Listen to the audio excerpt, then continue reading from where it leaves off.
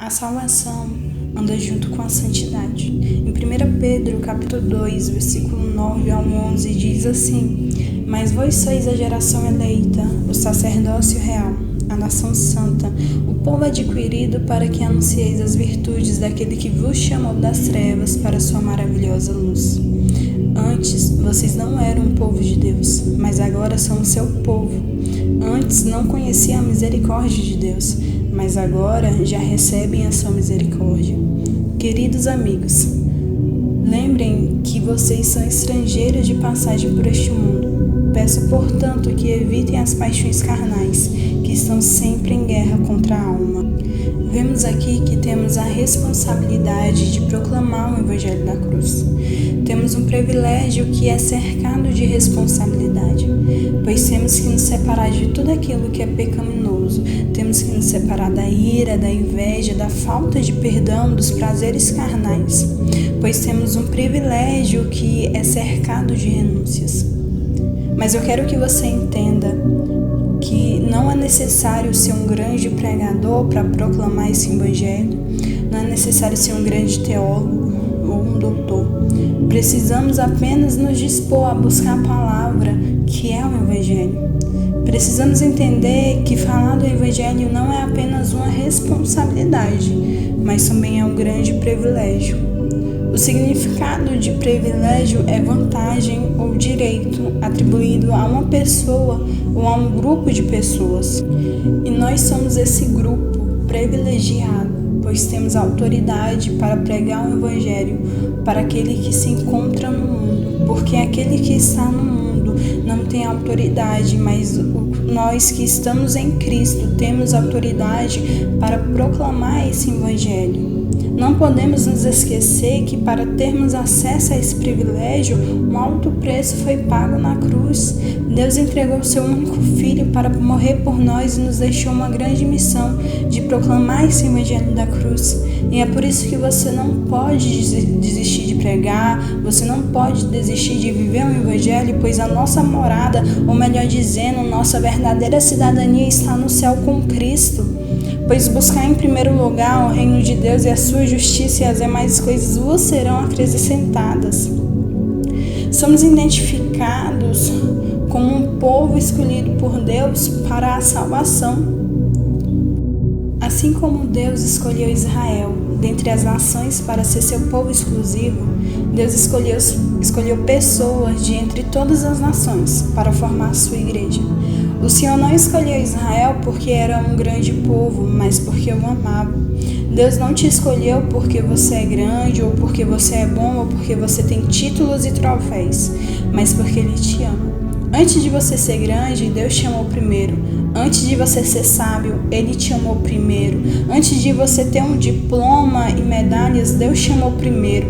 Você é escolhido porque Deus te amou primeiro. No Antigo Testamento, diante do povo, o sacerdote ele representava Deus, e diante de Deus, o sacerdote ele representava o povo. O sacerdote ele mediava a relação entre Deus e o povo. No Novo Testamento, temos acesso direto a Deus. Através de Cristo, o véu foi rasgado, somos sacerdócio real. Somos separados para servir a Deus. Mas nesses últimos tempos, o inimigo tem atacado o povo de Deus. Muitos têm caído na armadilha de Satanás. Muitos têm deixado o seu chamado. Mas Deus te trouxe aqui para te dizer que você é separado. Por isso não desista do seu chamado. Não jogue fora o chamado, pois Deus nos escolheu para a salvação mediante a santificação e para a santificação. Assim como Deus não divide a sua glória com ninguém, Ele também não nos divide com ninguém. A grandeza do cristão está no fato de pertencer a Deus, porque somos propriedade exclusiva de Deus, temos um valor infinito. Um certo historiador esclarece que a missão do cristão é contar aos outros o que Deus tem feito por sua alma. O que Deus fez por nós deve ser uma forte motivação para cumprirmos com zelo, fidelidade e urgência a missão que nos confiou. Devemos testemunhar que somos filhos da luz e não das trevas. Qual é o tipo de testemunho que você está dando? Vivemos numa terra a qual não pertencemos. Estamos aqui por um único motivo: espalhar a salvação. E como fazemos isso? Como espalhamos a salvação? Espalhamos a salvação, nos santificando, nos separando, se alimentando da palavra de Deus, reconhecendo que somos fracos e necessitados da presença de Deus. Os cristãos daquele tempo eram uma pequena minoria na sociedade pagã, onde facilmente podíamos ser acusados de criminosos.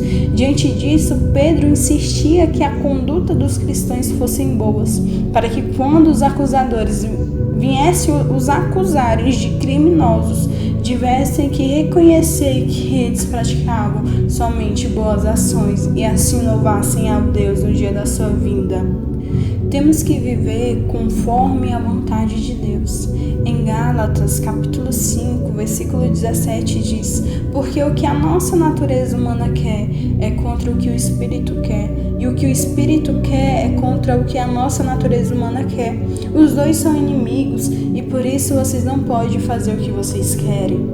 A carne e o Espírito são contrários uns aos outros, de modo que você deve distinguir o que procede do Espírito e o que é da carne. E você não deve cumprir o que deseja de acordo com o carnal, mas o que o Espírito dentro de você deseja. Deus deseja que todos nós sejamos salvos. A salvação é uma revelação.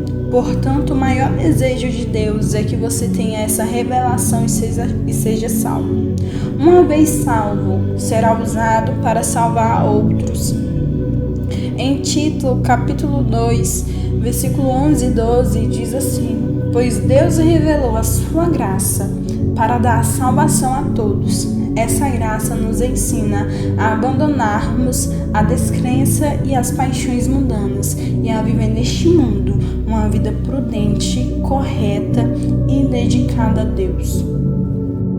Eu quero que você entenda que a salvação, ela anda junto com a santidade.